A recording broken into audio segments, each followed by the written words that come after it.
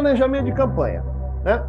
Primeiro assim, planejamento, pessoal, planejar no aspecto conceitual não é nada mais do que organizar tudo.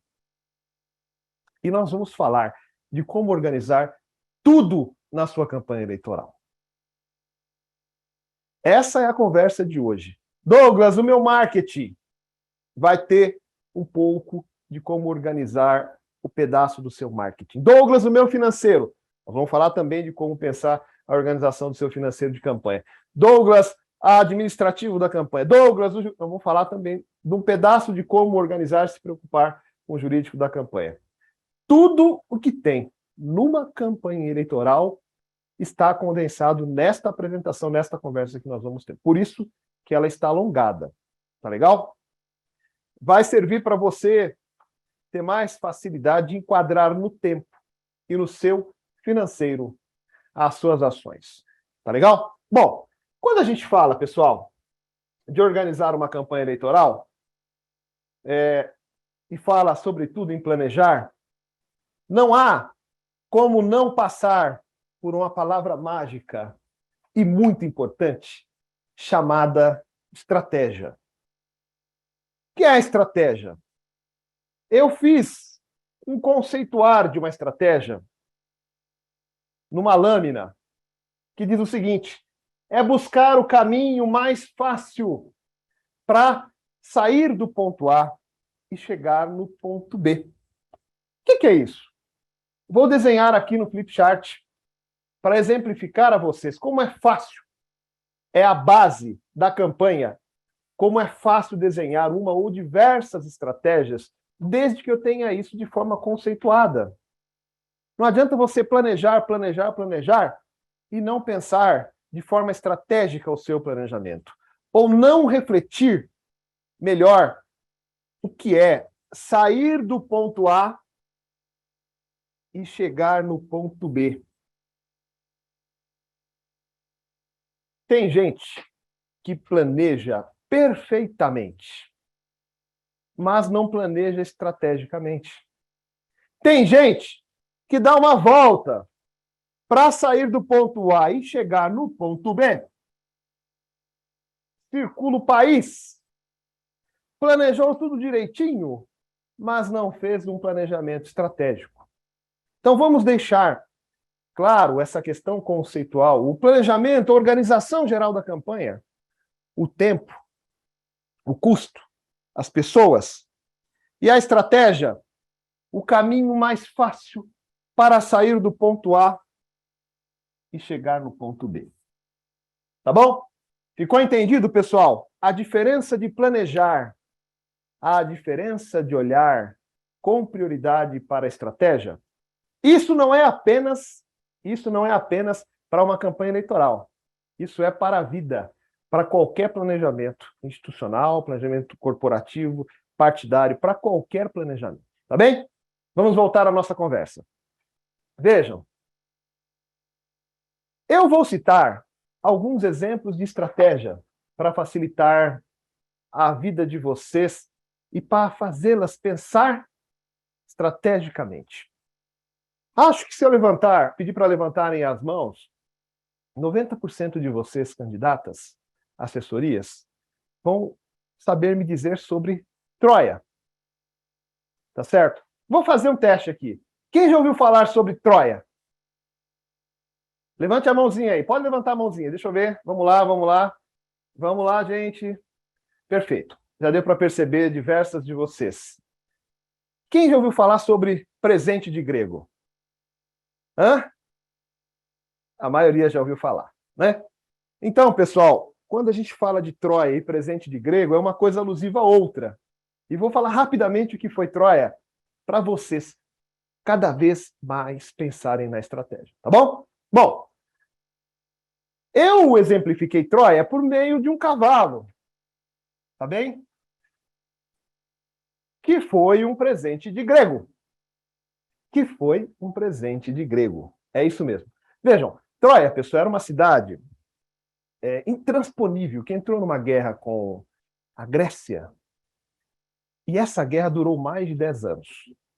E é interessante que eu estou falando aqui, Terezinha, colega Terezinha que está aí do outro lado. Eu estou falando de uma guerra provocada por uma mulher, a famosa Helena de Troia.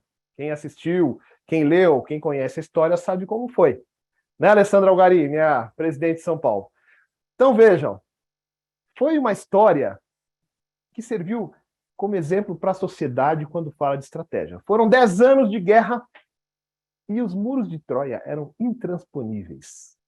Não se superava a Troia. A Grécia, por mais poderio bélico que tinha, não conseguia superar. Os muros de Troia eram intransponíveis. Tá certo? Não tinha catapulta, não tinha nada que superava os muros de Troia. Bom, a Grécia fez uma revisão de estratégia. A Grécia resolveu fazer o seguinte: vamos se dar por vencidos e vamos entregar um presente.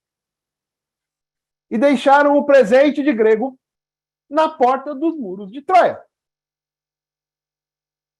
Como se fosse uma entrega. Perdemos a guerra e reconhecemos. Tá legal? Só que não. Troia pegou este cavalo, este lindo cavalo que eu ilustrei aqui, e levou para dentro dos seus muros. E dentro deste cavalo, pessoal, por aqui, ó, estavam os melhores e mais fortes soldados de Grécia, da Grécia Antiga. Invadiram e derrubaram Troia. 10 anos de guerra, um presente de grego derrubou Troia. Tá certo? Então, há mais de 1.200 anos antes de Cristo, já se pensava estrategicamente, e a solução para derrubar Troia foi a estratégia. A melhor estratégia. Tá bem? Então, pensem sobretudo na estratégia. Tá bem, pessoal? Vamos lá. Vamos para a nossa próxima conversa. Jair Bolsonaro, nosso presidente da República. Foi fruto de pura estratégia. Há quem duvide disso? Quem tinha 10% da campanha do segundo colocado no aspecto financeiro ganhar a eleição?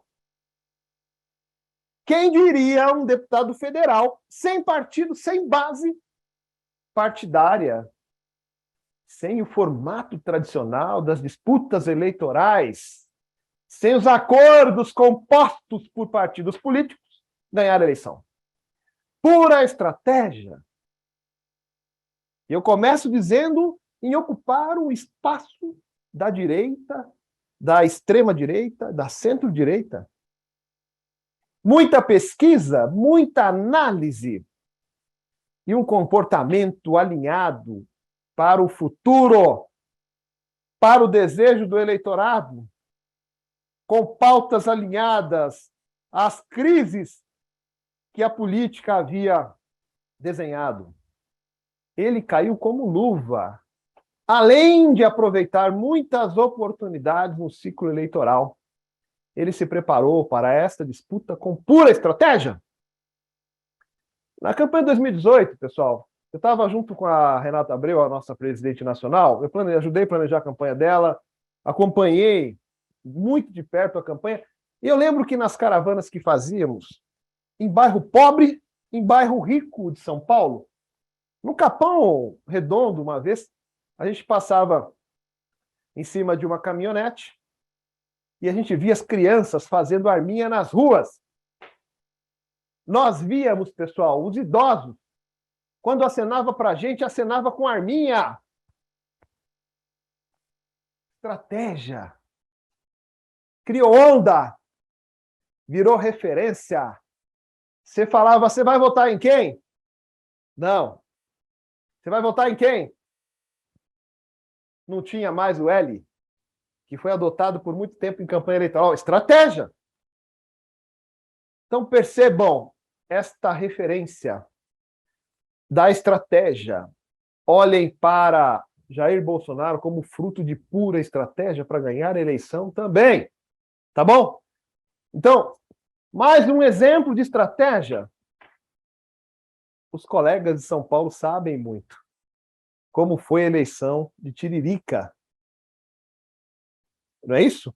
Eu, faz mais de 12 anos, a primeira eleição dele estava em São Paulo ainda. Não esqueço, não esqueço. Até hoje, 2-2-2-2. E mais um detalhe, né? Mais um detalhe. Ele perguntava assim, ó, você sabe o que faz um deputado federal? Não? Nem eu. Eu quero que você vote em mim para saber.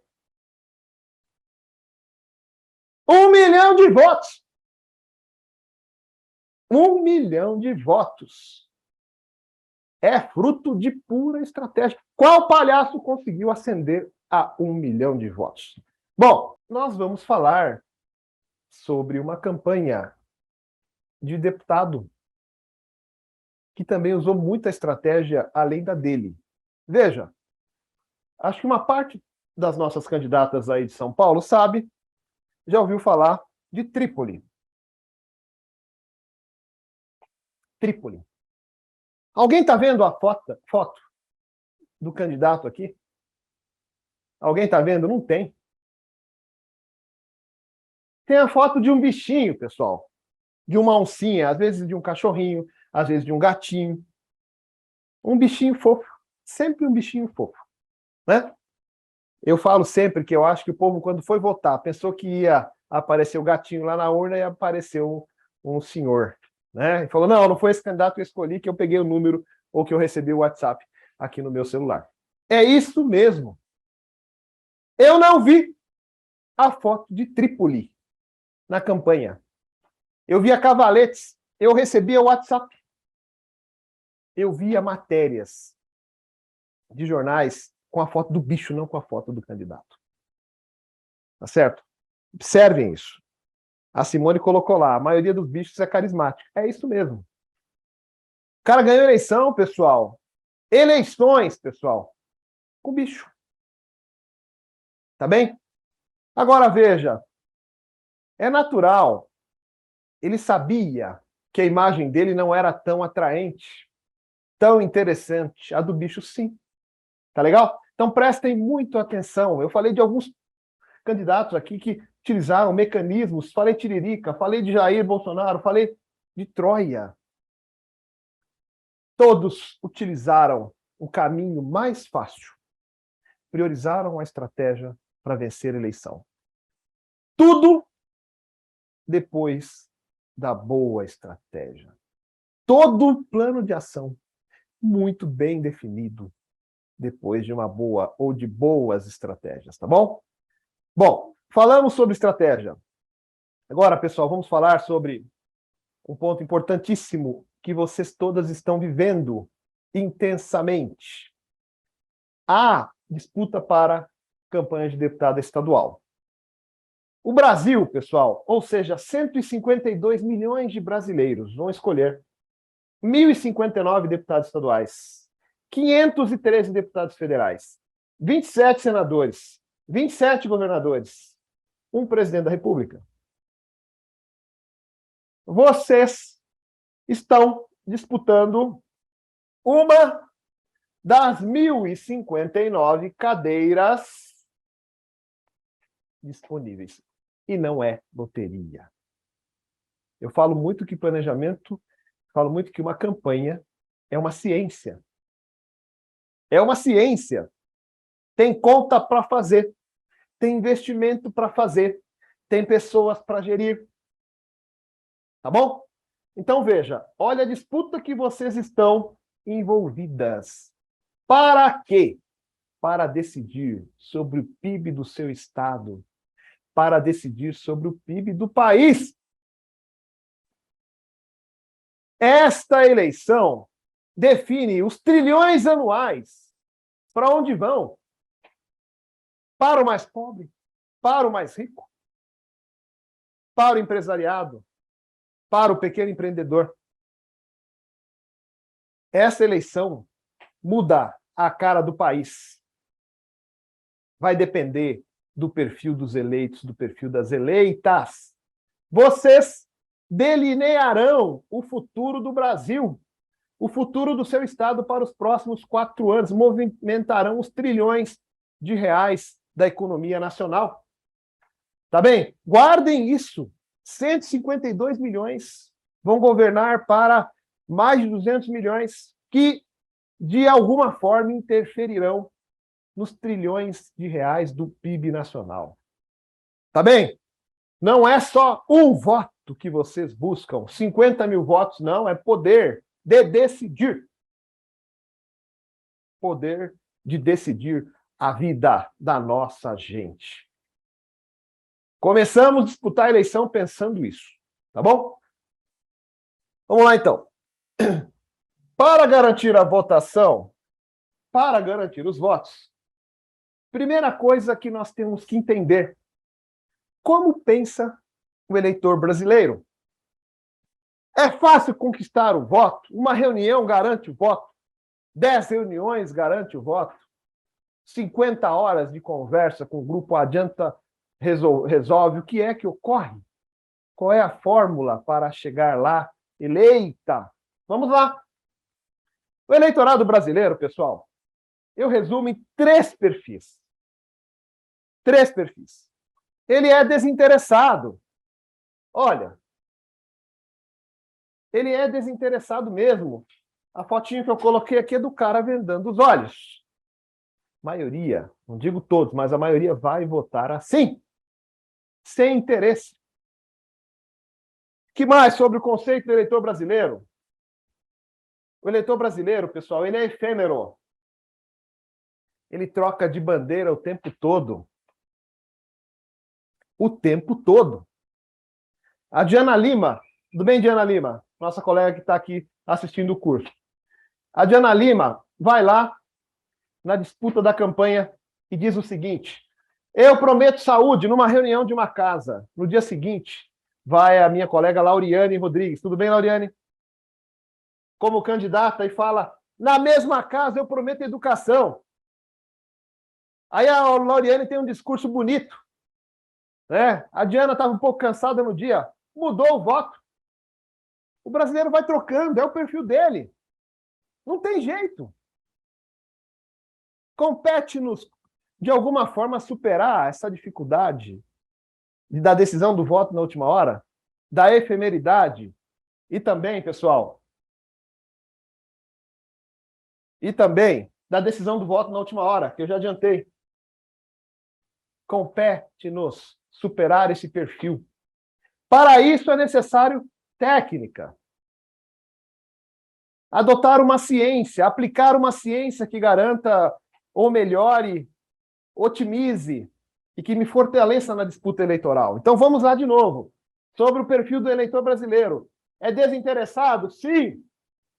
Não dá muita bola para a eleição. Ele já tem dificuldade de decidir o presidente. E decidir o governador. Se você perguntar se alguém conhece um senador, eu tenho uma série de pesquisas rodando essa semana, que encomendamos para algumas campanhas. Ninguém sabe quem é o candidato ao Senado. E quando você pergunta federal, pessoal, estadual, então? 3 meses da eleição. Olha o tamanho do desinteresse do brasileiro. Olha o tamanho da efemeridade do brasileiro. Se você perguntar bandeira, não lembra nome de deputado, de candidata a deputada federal, estadual? Vai lembrar bandeira? Decide o voto na última hora? Sim. Quantos ainda não esperam achar o santinho de uma pessoa interessante que ele encontrou, que passou na casa dele? Ou que ele gostou muito, não gravou o número? Quantas que não pegam o celular e vai olhando aqui? Quem é que fez o melhor e mais bonito santinho e chegou no WhatsApp dele para dizer, eu voto porque esse santinho é o mais bonito? Quantas não fazem isso? Decidem o voto ao entrar na sala onde vai votar. Qual é o nosso papel? O nosso papel, primeiro, pessoal, primeiro, é superar essas 3 barreiras. Superar essas 3 barreiras. O desinteresse, a decisão do voto na última hora e a efemeridade. Comece pensando tecnicamente uma eleição. Não achem que uma reunião garantiu o apoio da pessoa, das pessoas que participaram. Você precisa superar isso com técnica. E vou dizer um exemplo já aqui. A Renata ia falar disso. A Renata Abreu, pessoal. Não há uma reunião que a Renata Abreu não passa uma pranchetinha para que todos preencham os seus telefones e os seus e-mails. A Renata, assim fazendo, resolve uma parte do problema, porque ela cria permanência na relação. Ela pega o contato, e vocês acham que ela encerra o contato? Não. Ela pega o contato numa prancheta, quando entra no carro, pede para a assessoria cadastrar o contato e manda uma mensagem. Oi! Foi um prazer ter estado com você nessa reunião. Resolveu a efemeridade e ela cria permanência na relação, muda a percepção daquelas pessoas que decidem o voto na última hora. Vamos dizer o seguinte, essa moça, há 4 meses atrás eu participei de uma reunião com ela, até hoje ela fala comigo. Essa eu confio. Porque o perfil do eleitor brasileiro, a gente sabe como lidar com ele. É claro, pessoal, eu brinco, mas não é brincadeira só, não. É claro, é muito comum, quando a Renata manda uma mensagem, o Marmanjão responde, oi, gata. Isso é verdade, pessoal. Tem gente dando risada. Responde mesmo. Oi, gata, né? E manda um sorrisinho, um coraçãozinho, lá todo encantado. É comum, né? Aí a Renata, oi, querido, tal, porque o objetivo é o voto. Tá assanhadinho, não tem problema, vota em mim, ponto. Né? Então, é isso, gente. E sabe lidar, tatear, cuidar. Ao longo deste ciclo de relacionamento, da reunião até a eleição, às vezes o cara nem quer saber de bandeira. Ou a mulher que participou da reunião nem quer saber de bandeira. Valoriza a relação. Tá bem? Então, eu falei apenas de um pontinho que a gente definiu como planejamento, no planejamento da campanha da Renata, que adotou para o mandato inteiro. Tá bom? Então, guardem isso com vocês. A importância, eu vou voltar aqui, de superar esses 3 perfis: desinteressado, o efêmero e o perfil da decisão do voto na última hora. Tá legal? Vamos começar pensando que o eleitor brasileiro é muito difícil. Bem, vamos lá. E agora, pessoal, antes da gente entender como funciona uma campanha e trabalhar o detalhamento da campanha, quais são as atribuições de uma deputada federal, uma deputada estadual? Tá bom? É muito próximo uma da outra. A mudança é o território, o tamanho do território. Tá legal? Vamos lá. Legislar, representar e fiscalizar. Guardem sempre com vocês esses 3 pontos do papel de uma deputada federal, já na campanha. Tem gente que fala o seguinte, lá eu vou fazer. Não. Você precisa começar a fazer. Propor já. Deixar claro que você sabe o que é que você vai cumprir ao assumir uma cadeira na sua Assembleia Legislativa. Olha lá. A Simone também escreveu, legislar, representar e fiscalizar. A base de um bom cumprimento como servidora pública que vocês serão é saber e exercer com precisão, com qualidade, no mínimo essas 3 atribuições. No mínimo essas 3 atribuições. Tá legal? E eu vou discorrer um pouco sobre o que é cada uma delas. Legislar. Pessoal, tá aqui, ó. Criar, extinguir e emendar leis federais e leis estaduais. A única diferença que tem, a principal diferença que tem, é o tamanho do território. As limitações para legislar. Tá certo? Criar, extinguir e emendar leis. No caso de vocês, leis estaduais. Tá bem? No caso de vocês, leis estaduais. Bom, vamos adiante. O que eu vou fazer? Legislar.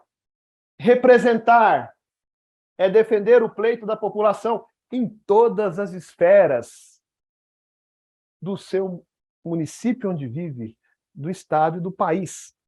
Eu conheci um deputado estadual, pessoal, que era até brincadeira. Não vou falar o nome dele aqui. Se tiver alguém aí de São Paulo, ali na Zona Oeste, vai saber quem é que eu estou falando. Esse deputado estadual, ele parecia um vereadorzão. A pessoa falava, tem um buraco na rua, ele mandava ofício para o prefeito. E se bobeasse, mandava para o governador. Estava representando. Ele tinha uma equipe, pessoal, uma equipe que só fazia ofício. Acho que ele era o maior perturbador de prefeitos do estado de São Paulo. Porque qualquer demanda virava um documento. Representava. Ele cuidava do eleitorado. Nunca perdeu uma eleição. Desde 5 eleições de vereador, 2 de deputado estadual. Sempre, sempre, sempre muito bem votado. Representava muito bem. Também legislava muito bem para a sua comunidade, para o seu target, para o seu segmento. Tá bem? E fiscalizava muito bem também. Isso fazia com que ele garantia sempre o resultado eleitoral, gastando muito pouco. Tá bem? Então, representar é defender o pleito da população em todas as esferas. No município. Se você tem uma ideia legislativa como deputado estadual e quer traduzir ela para nacional, vá a Brasília. Demonstre a sua vontade em realizar uma lei que você está brigando no estado e transformar na federal. Demonstre um pleito regional no papel de representação, o seu interesse pela população do seu estado, às vezes levando a Brasília. Não há nenhum problema fazer isso. Tá bem? Então, observem que este é um papel muito importante a ser cumprido. As pessoas querem ver você representando. E aí, um terceiro papel muito importante, que é fiscalizar as obras e ações do governo, fiscalizar o funcionamento da administração pública, cobrar a realização das propostas do programa de governo. Programa de governo de prefeito, de governador, de presidente tem que ser cumprido. E vocês são fiscalizadoras deste programa de governo, são fiscalizadoras do recurso público. Tá bem, pessoal? São fiscalizadoras das entregas que foram prometidas. O cara vai lá, bota uma plaquinha lá, até 10 de abril. Vai inaugurar a obra. Não inaugurou? Você fica quieta como deputada estadual? Não. Cobra o governador, sabe explicar para a população. A população espera isso. A população de mediano conhecimento exige isso. Tá bem? Perfeito, pessoal. Vamos lá, então, ainda para alguns exemplos de legislação. Nós temos, pessoal, eu trouxe um exemplo, um deputado federal que tinha um projeto para fortalecer a comercialização de animais domésticos. É só uma ideia legislativa no tema animal. É um deputado federal. Para quem ele legisla? Para o país. Se a propositura dele virar lei, é para todos os brasileiros. Tá bem? Depois, estadual. Um outro deputado, esse do Podemos, que prevê parceria entre o setor público e o setor privado para a adoção de animais. Qual é o território de legislação onde ele legisla? É o Estado. Menor proporção. Tudo que virar lei, partindo de iniciativa deste deputado, que é submetido à sua Assembleia, tem limitação ao seu estado. Ao estado de Roraima, ao estado de Amapá, ao estado de Minas, do Acre, São Paulo, Rio, Minas, Bahia. Tá bem? E, de forma diferenciada das unidades do país, temos o Distrito Federal, que é muito similar, é apenas uma questão nominal para efeito de território de legislação, que são os deputados distritais. Tá legal? Só uma diferença nominal, mas que cumpre um papel idêntico ao de um deputado federal. Tá bom? Agora eu vou citar um exemplo aqui que parece brincadeira. Não vou falar da região do país, mas tem uma turma que vai saber de onde veio. Vou citar um exemplo. Tem um deputado estadual, na época era vereador, que ele propôs uma lei. Ele propôs uma lei. Prisão perpétua para quem for cruel com os animais. Vereador, pode propor esse tipo de legislação, pessoal? Pode propor? Vou perguntar de novo. Um vereador, não vou falar de onde é, que propôs o seguinte: prisão perpétua a quem for cruel com os animais. Vereador pode propor esse tipo de legislação, pessoal? Pode ou não pode? Quero ver o pessoal se manifestando aí. Cadê? Não pode, gente. Não pode. Jamais. Primeiro que prisão perpétua fere a Constituição. É outro formato de aprovação.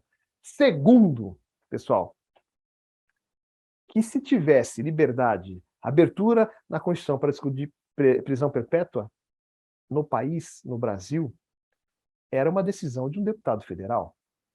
Se tivesse amparo. A Ana Carolina falou, é cláusula pétrea. Tá bem? Então, não! E o cara prometeu isso na campanha.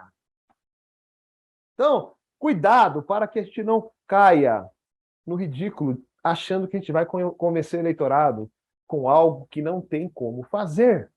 Tá bom? Isso tudo, pessoal, para a gente ser muito preciso e cuidadoso ao longo da nossa campanha.